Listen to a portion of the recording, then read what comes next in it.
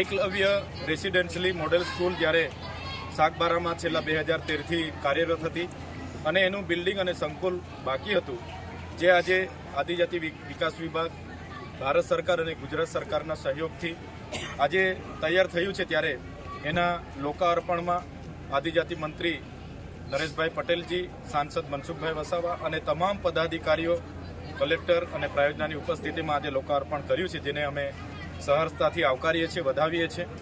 અને આ સંકુલમાં આદિવાસી સમાજના દીકરા દીકરીઓ ખૂબ સારું ભણે, આગળ વધે અને પોતાની કારકિર્દી ઉજળી બનાવે એવી અમે સૌને શુભકામનાઓ પણ આપી છે. સાથે અહીંના સ્ટાફ, એમના આચાર્યશ્રીને પણ અમે કીધું છે. સ્થાનિક અમે ધારાસભ્ય છે અને ધારાસભ્ય તરીકે જ્યારે પણ અમારી જરૂર હશે, નાની મોટી વાતો અમે જે પણ કંઈ હશે અમારી ગ્રાન્ટમાંથી સરકારશ્રીને ધ્યાન પર દોરી અને વહેલી તકે પૂર્ણ થાય એ બાબતે ચર્ચા થઈ છે.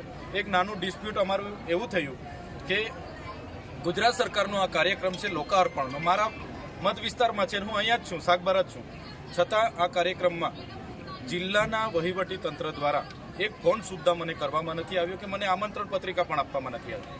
ત્યારે એક લોકોના ચૂંટાયેલા પ્રતિનિધિ તરીકે મારા મત વિસ્તારમાં સરકારનો આટલો મોટો કાર્યક્રમ થતો હોય અને મારી અવગણના કરવામાં આવે, એ મારી અવગણના નથી, પણ એ મને જે લોકોએ ચૂંટીને ધારાસભ્ય બનાવ્યો છે એ લોકોની અવગણના છે. અને અમે અહીંયા આવીને બાળકોને પ્રોત્સાહન પૂરું પાડીએ એમાં તો કોઈને શું કામ વાંધો હોવો જોઈએ, મને બોલાવવા જ જોઈએ. છતાં અવારનવાર જિલ્લા વહીવટી તંત્રના અધિકારીઓ અમને આ પ્રકારની અવગણના કરીને અમને ઉશ્કેરવાના કામ કરે છે, અમને એકબીજા પ્રત્યે લડાવવાના, દેશભાવ ઊભા કરવાના. અહીંયા શિક્ષણનું બાળકોને પ્રોત્સાહન આપવાની જગ્યાએ પણ આ વસ્તુ લઈને બેસે છે. તકતીમાં મારું નામ નથી, કાર્ડમાં મારું નામ નથી, એનાથી મને કંઈ ફેર નથી પડતો.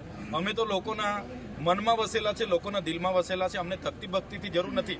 પણ જે અમારા લોકો વચ્ચે અવગણના થાય અને અમારા લોકો અમને કહે કે સાહેબ અમારે ત્યાં કાર્યક્રમ છે, તમે આવજો, ત્યારે અમને અમારા સ્વાભિમાન પર અસર પડે છે, સ્વમાન પર અસર પડે છે.